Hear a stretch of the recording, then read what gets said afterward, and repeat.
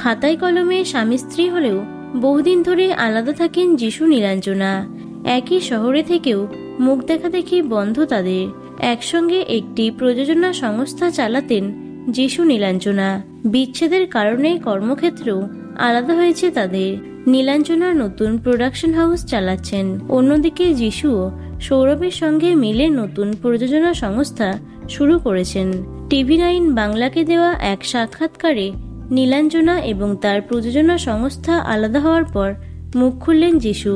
তিনি বলেন, নীলাঞ্জনার সঙ্গে প্রযোজনা সংস্থা থাকলে আমি অবশ্যই সেটা চালিয়ে যেতাম, তবে ও এখন খুব ভালো কাজ করছে, বেশ কিছু নতুন নতুন মেগা শুরু করেছে, ওকে অনেক শুভেচ্ছা।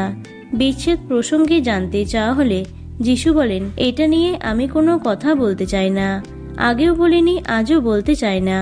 অনেকের অনেক ধারণা রয়েছে, তবে আমি একটাই কথা বলবো, বাইরে থেকে শুধু বইয়ের কভার দেখে বইটার বিচার করতে যাবেন না। এটা নিয়ে আমি কোনোদিনই মুখ খুলব না, কারণ আমার ব্যক্তিগত কিছু কারণ আছে।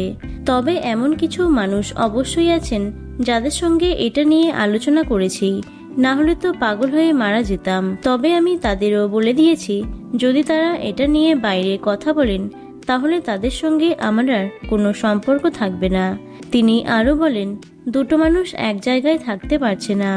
ছোটবেলায় আমরা 3 বন্ধু বেস্ট ফ্রেন্ড ছিলাম, তাদের মধ্যে একজনের সঙ্গে আমার সমস্যা হলো, তারপর তার আর আমার সেভাবে বন্ধুত্ব থাকলো না।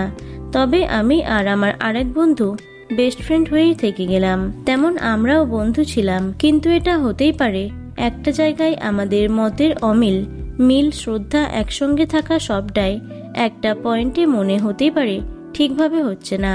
তার মানে এটা নয় যে আমি মানুষটার বিরুদ্ধে চলে যাব। আমি বিশ্বাস করি যদি কোনো সমস্যায় পড়ে আমি ওর পাশে থাকবো। তো বন্ধুরা, ভিডিওটি এটুকুই। টলি দুনিয়ার অন্যান্য খবর পেতে চ্যানেলটি সাবস্ক্রাইব করতে পারো। ধন্যবাদ।